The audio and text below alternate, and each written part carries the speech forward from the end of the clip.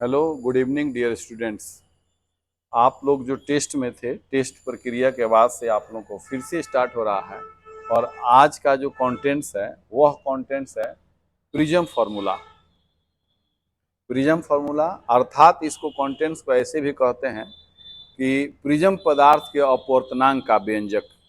किसी प्रिज्म पदार्थ के अपवर्तनांक का व्यंजक न्यूनतम विचलन की स्थिति में ज्ञात करें। यह कहता है कि किसी प्रिज्म के लिए न्यूनतम विचलन की स्थिति में प्रिज्म सूत्र का सत्यापन करें। तो ये प्रिज्म सूत्र क्या है भाई? तो प्रिज्म सूत्र जो है, प्रिज्म सूत्र जो है, इस पहले प्रिज्म सूत्र को समझिए, प्रिज्म फार्मूला को आप समझिए, तब जा करके आप कर पाएंगे। प्रिज्म फार्मूला क्या है? तो प्रिज्म फार्मूला है mu is equal to sine विचलन कोण प्लस प्रिज्म कोण अपॉन 2 अपॉन साइन प्रिज्म कोण अपॉन 2। इस फॉर्मूला को प्रिज्म सूत्र कहते हैं। यह किस परिस्थिति में अप्लाई होता है? तो मिनिमम डेविएशन के कंडीशन में, न्यूनतम विचलन की स्थिति में। ये प्रिज्म पदार्थ जो बना है, ये प्रिज्म कांच का बना है तो उसका अपवर्तनांक है। ये प्रिज्म में ये टोटल विचलन कोण, यहाँ टोटल विचलन कोण है। ये जो है प्रिज्म का प्रिज्म कोण अपवर्तक कोण कहते हैं। और इसी सूत्र को साबित करना है किसके नियम की सहायता से? स्नेल के नियम की सहायता से। तो आप आसानी से लिख सकते हैं कि न्यूनतम विचलन की स्थिति में प्रिज्म सूत्र का सत्यापन करें, या न्यूनतम विचलन की स्थिति में प्रिज्म पदार्थ का अपवर्तनांक का व्यंजक प्राप्त करें, ठीक है, या स्नेल के नियम की सहायता से प्रिज्म सूत्र का व्यंजक प्राप्त करें। तो डेट्स ऑल, ये समझ लिए। अब आते हैं डायग्राम पर कि आपका डायग्राम क्या है। तो ये हमारा एक प्रिज्म है। प्रिज्म पदार्थ का अपवर्तनांक हमने मान लिया एन या म्यू लिख सकते हैं, और प्रिज्म के किसी एक पृष्ठ से पी ओवर क्यू रे जो है इंसिडेंस हो रही है, पी ओवर क्यू रे इंसिडेंस हो रही है। उसके बाद से ये पहले पृष्ठ से यहाँ बैंड होकर के सीधा हो जा रही है, यानी कि फर्स्ट टाइम यहाँ पर रिफ्लेक्शन हो रहा है, और सेकेंड सरफेस से रिफ्लेक्ट करके ये रेज इमर्ज कर जा रही है, यानी निर्गत हो रही है। तो इसको हम लोग कहते हैं निर्गत किरण, निर्गत किरण कहते हैं, निर्गत किरण कहते हैं। अब इसको मिटा सकते हैं, इसकी कोई जरूरत नहीं है, आप लोग लिख चुके होंगे, या नहीं भी लिखे होंगे वीडियो बैक करके फिर से दोबारा लिख दें। इमर्जेंट रे, इसको क्या कहते हैं?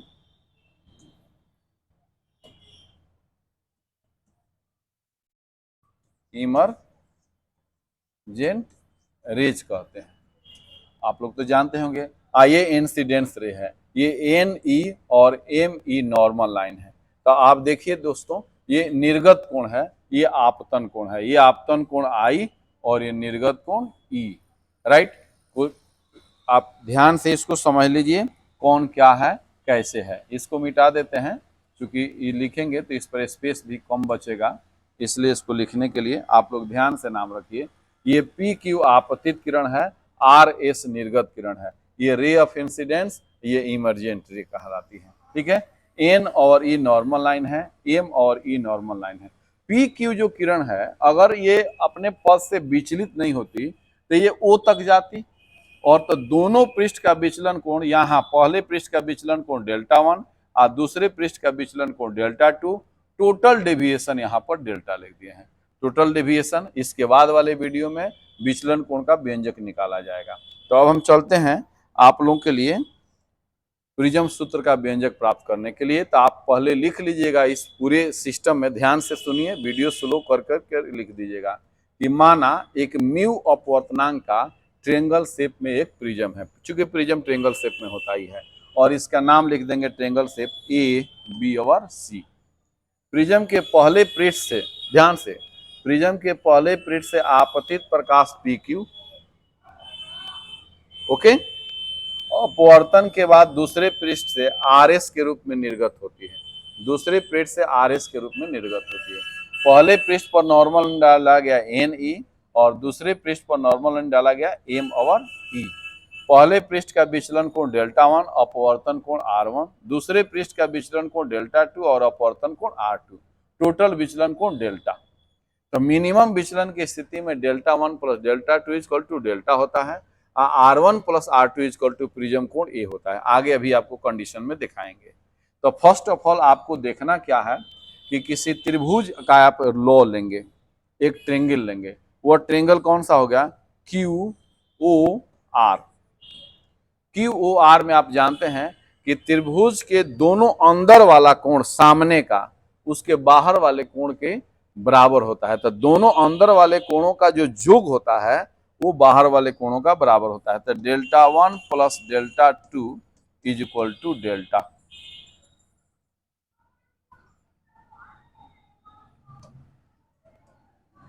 Delta 1 plus delta 2 is equal to delta.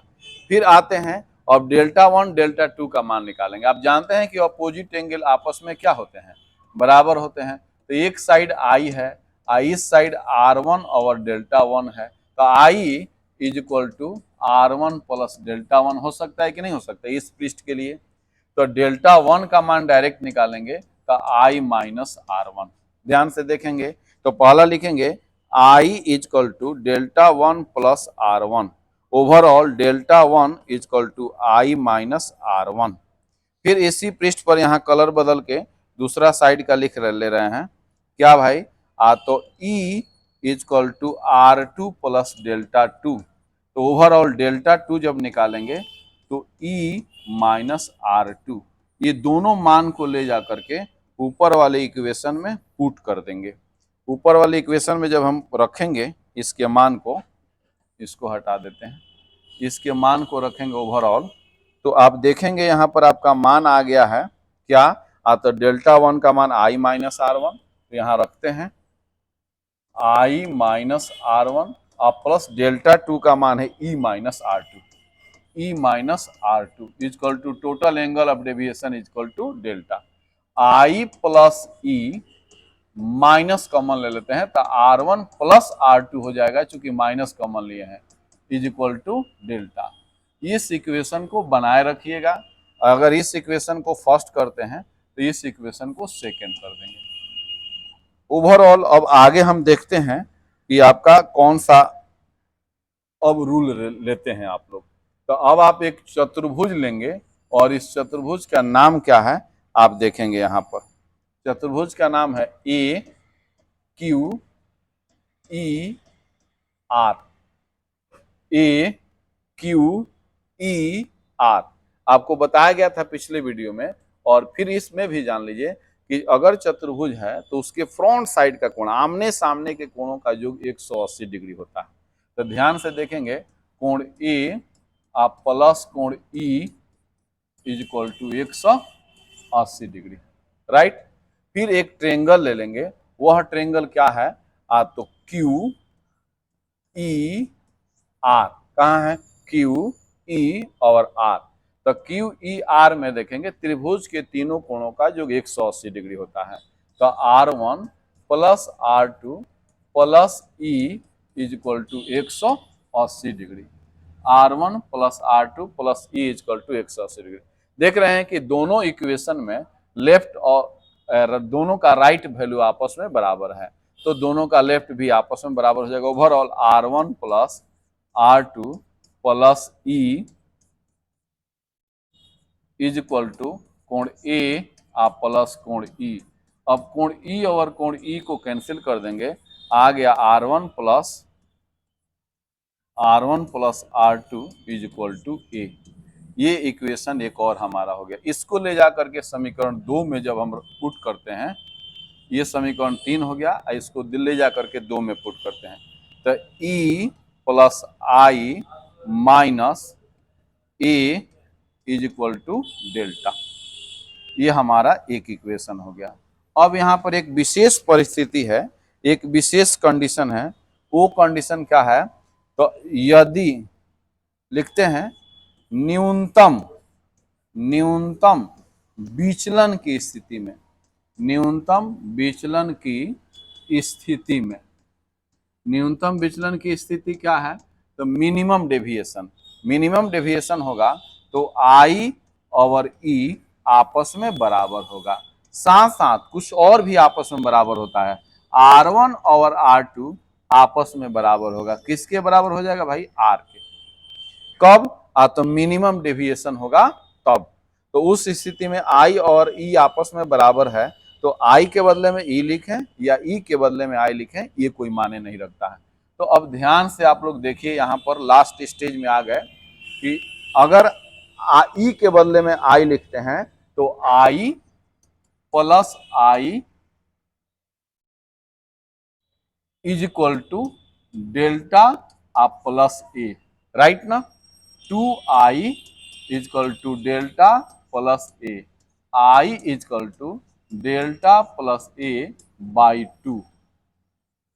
इसी प्रकार R1 प्लस R2 बराबर ए है और R1 R2 R के बराबर है, तो R और R कितना हो जाएगा 2R is equal to A, R is equal to A by 2। समझ में आया कि नहीं आया।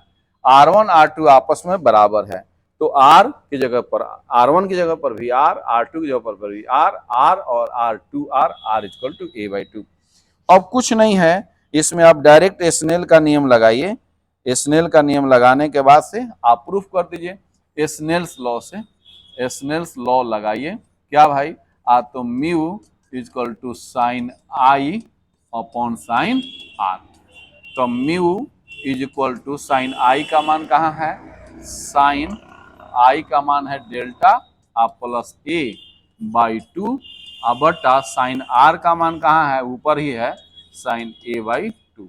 That is proof your prism equation.